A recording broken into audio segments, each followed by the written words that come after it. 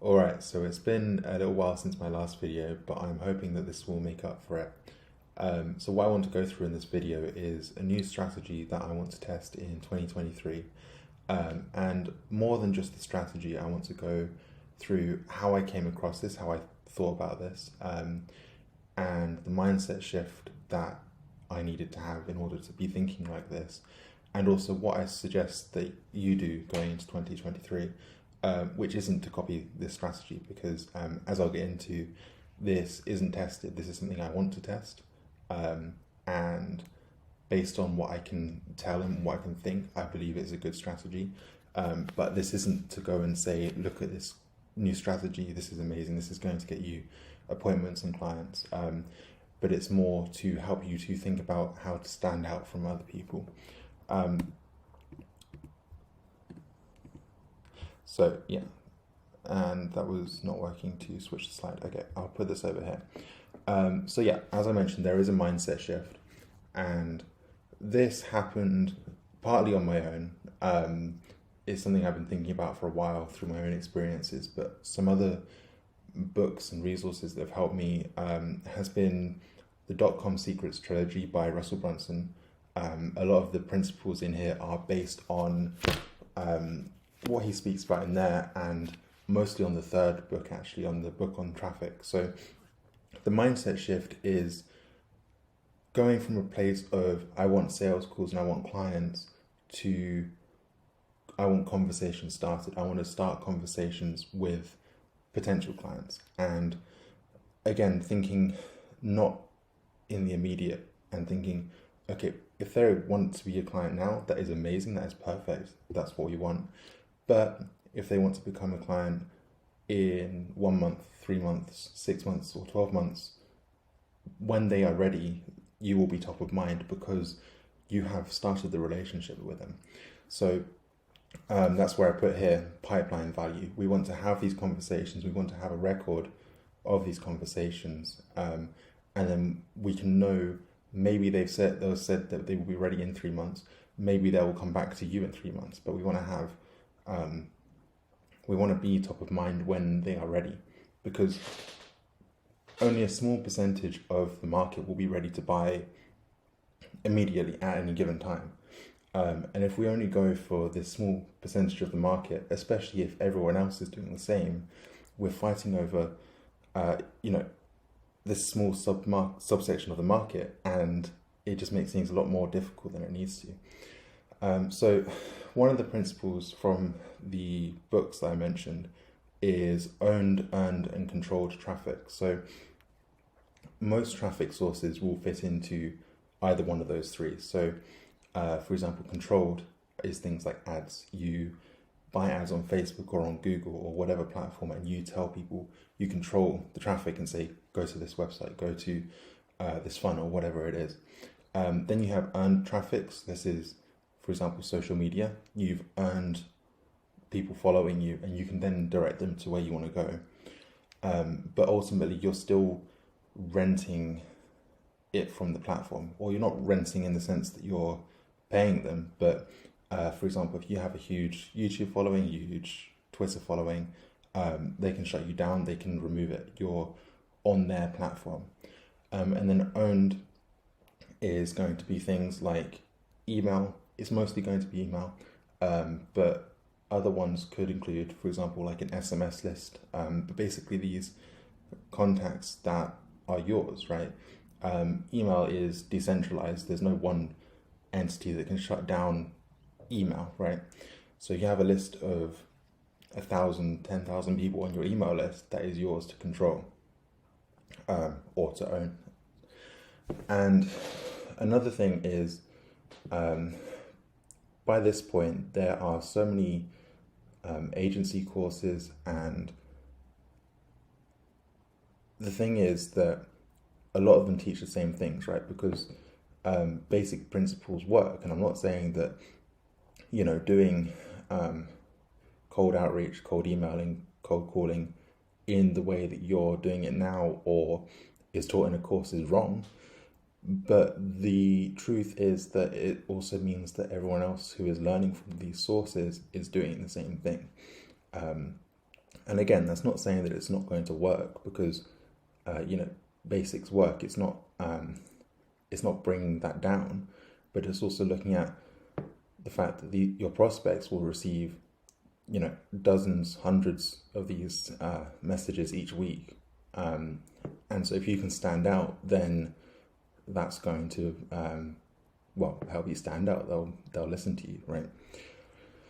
And the next thing that I've been thinking about is asking for a call is a big ask. And the reason is, one, because even if it's only 15-30 minutes, that may seem like a small amount of time, but if you're going after a busy business owner, that's a big chunk of their day to spend with you. And also, a lot of the times, it's not just the time that's spent on the call. Like, they might have to restructure their day, they might be thinking about it. And the other thing is, when you pitch a sales call, no matter how you pitch it, like if you say it's a consultation or whatever, most people aren't stupid. They will know that it is to sell to them, right?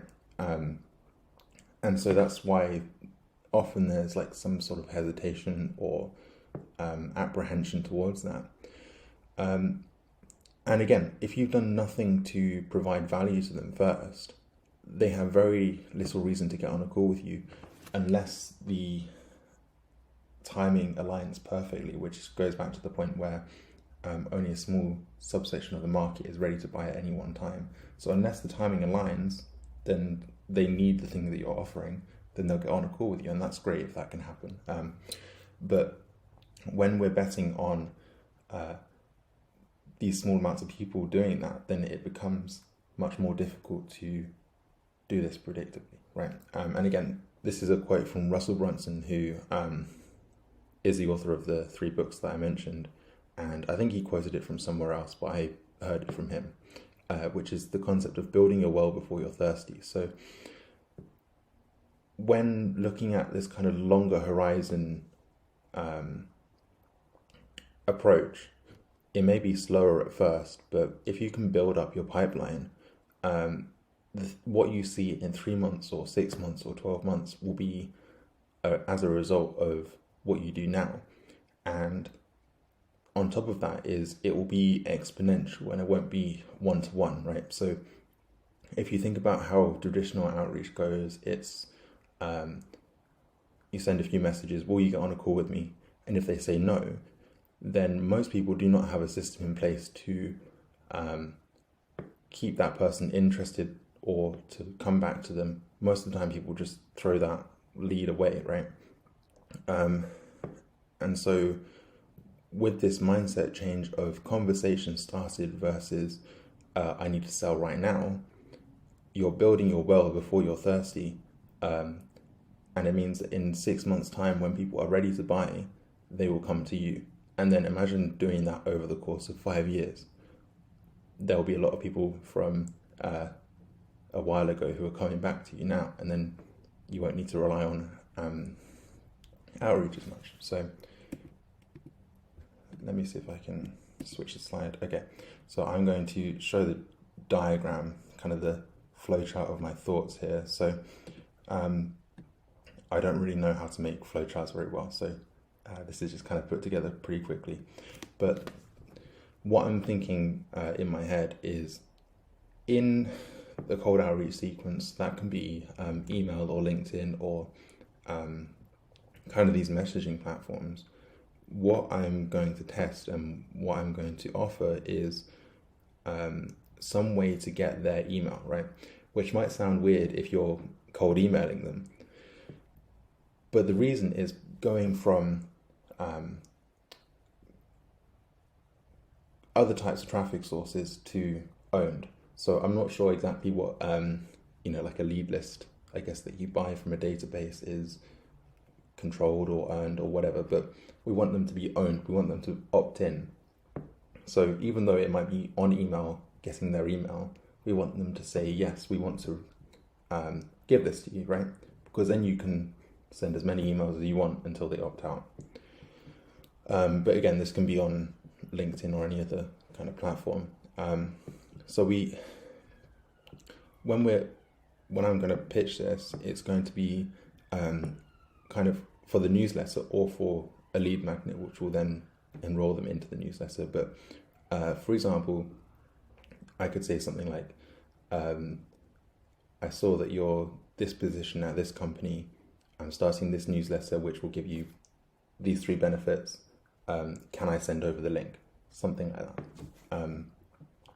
And again, so this part is kind of similar to what a normal cold outreach campaign would be. So if they respond positively, then you can continue. If they respond and it's not positive, then you remove them from the campaign. But then this is where it gets kind of more interesting. So if they respond positively, I would then send them the sign up link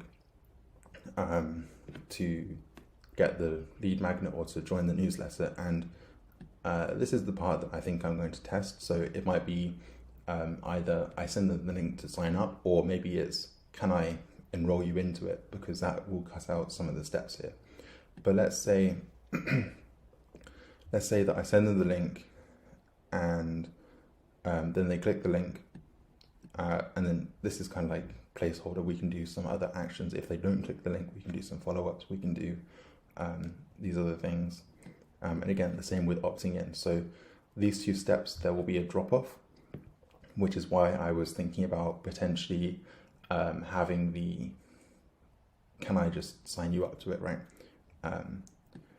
But once we get the opt-in, this is the bit I'm excited about, right? So when you sign up to a newsletter, you will get a welcome series. You'll get put into this sequence. But what I would do in this welcome series is, in the first email, it'll be like, hi, thanks for joining this newsletter. This is what you're going to get. And then what I would end the email with is, tell me what your biggest problems are.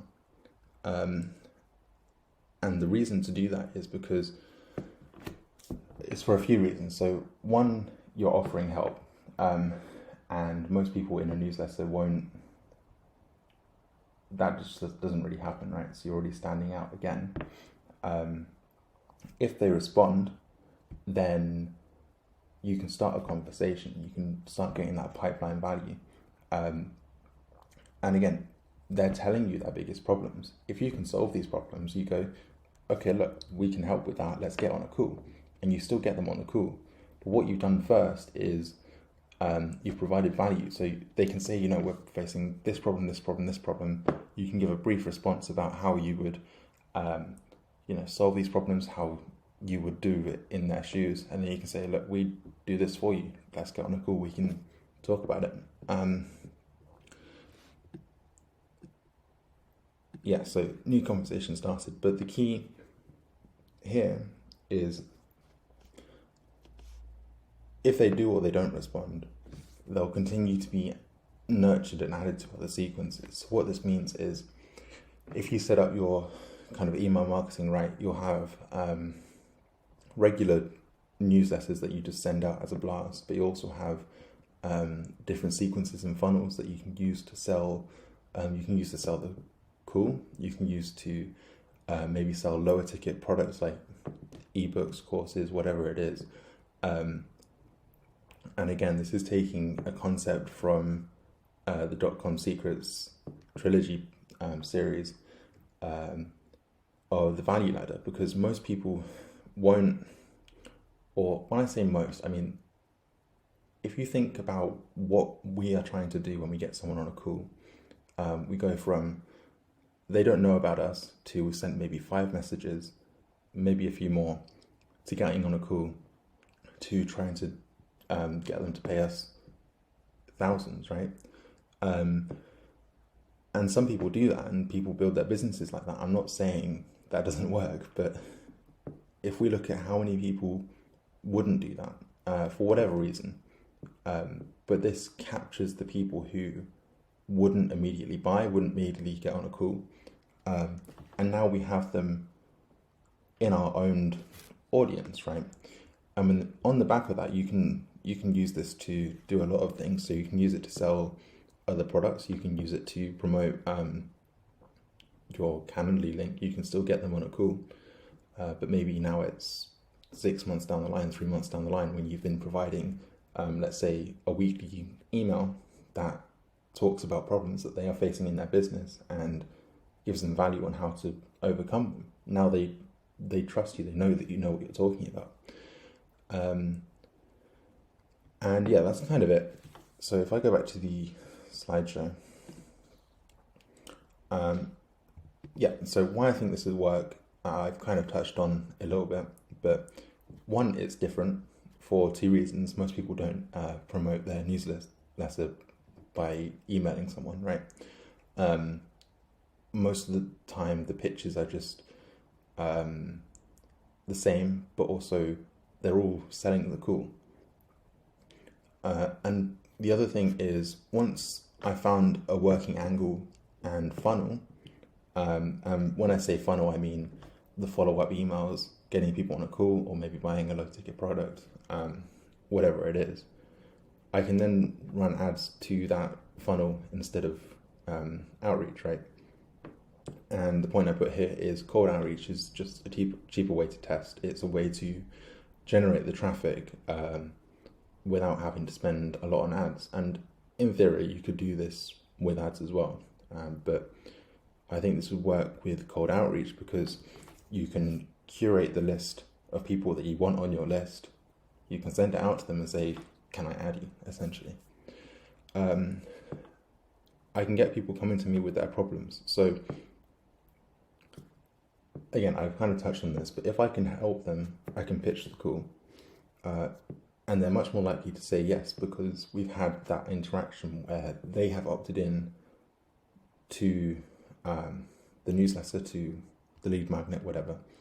And I've given them some value if I've answered their questions, essentially. And even if I can't help, if I see that a certain problem comes up, the majority of the time, then I have this market insight, and maybe this is a problem that no one else is touching on, and I can incorporate that into my offer.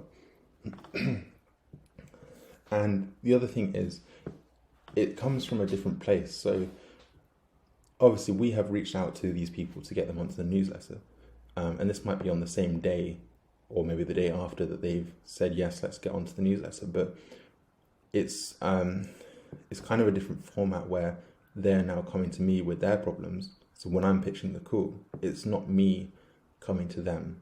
I hope that makes sense, but it's a different dynamic.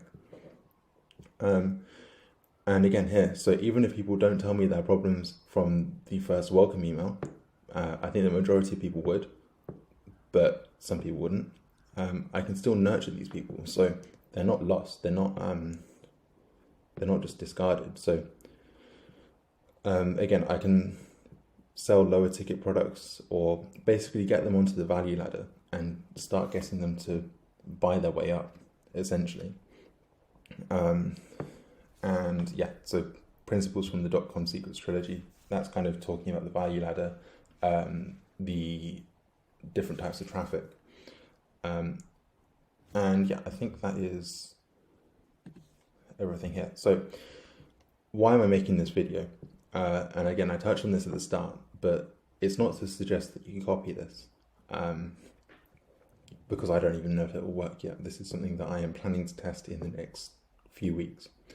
But it's to encourage you to think outside the box and try these different things.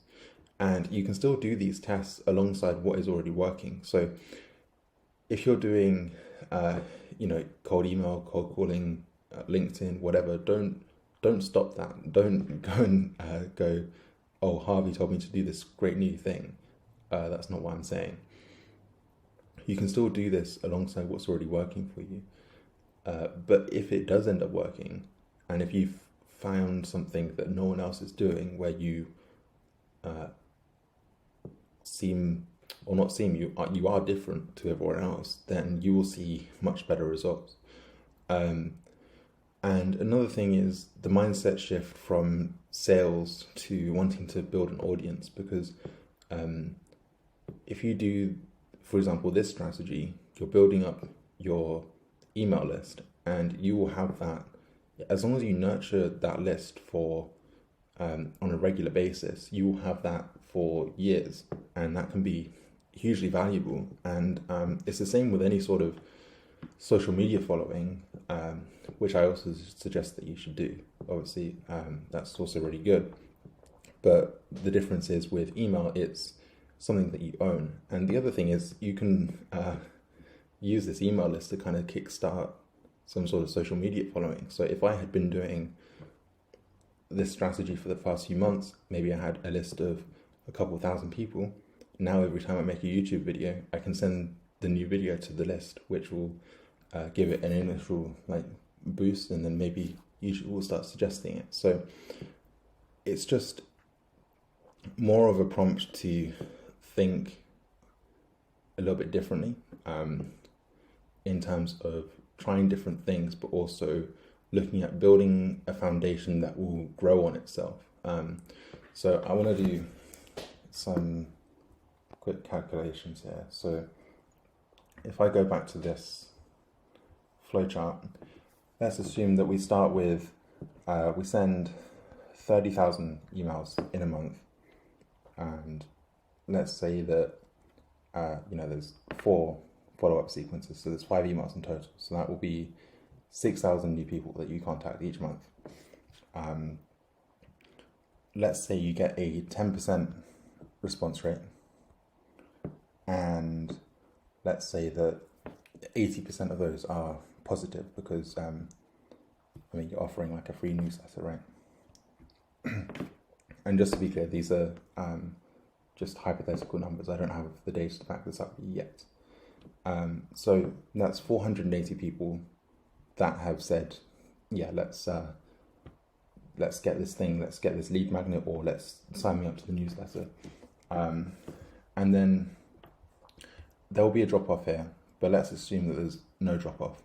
480 people sign up to the newsletter. Let's then say 40% of those reply to your welcome email saying, these are my problems. You now have almost 200 people. You have 192 new conversations started with potential clients. But the thing is, not all of them will be qualified right now. Not all of them will be ready right now. But this is pipeline value. Let's say that of those 192, let's say 60% of those will buy at some point in the future. Or let's even go lower, 192, let's say 30% of those will buy at some point in the future. That's 57 clients, right? And even if that's over the course of 3 years, if you do this each month, you're building up the kind of backlog each time. So it's exponential, it builds on itself. And hopefully that makes sense. So yeah, I think this this kind of concept can work, and that's something that I want to test. And just on a last point, with the difference between doing outbound to just get on a sales call versus kind of building a foundation is, if you look at someone like Eman, absolutely killing it obviously, but he will never go broke because he has his audience. I think it's 1.1 million now or something. But even a much smaller audience, he has this foundation, and one, he can sell to his audience on YouTube.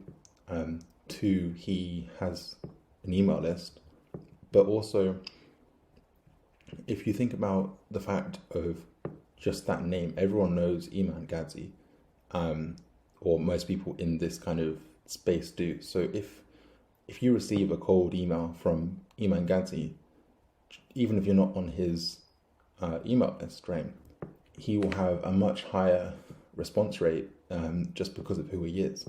And at his point, he wouldn't need to do any outbound. But the point is that the name behind who someone is, it's just who they are. They have this inherent value. So yeah, that's also something I've been thinking about. And I guess that's kind of a topic for another video, but that's a big reason why I'm starting up on YouTube, and I think it's a great idea for pretty much anyone really, to have this kind of, you are your brand, right? You are inherently valuable. So yeah, hopefully this was not too long. Hopefully it made sense. If there's any questions, then I will answer in the comments. But yeah, that's really it. I just wanted to get these thoughts out of my head and kind of out there, because I've been thinking about this a lot over the last few months, kind of this concept of pipeline value versus immediate sales, and then this idea of kind of building a newsletter or email list, and then doing it through outbound, kind of came to me in the last week, and it's something that I'm excited to test. So maybe I'll do a follow-up video explaining like how it went, whether I suggest you actually do it. But as of right now, it's not to say to do it, it's just to say test different things, be different, and also to try and build this audience of people who know, like, and trust you. So yeah, that's it. I'm going to stop before I ramble on too much, and I'll see you in the next video.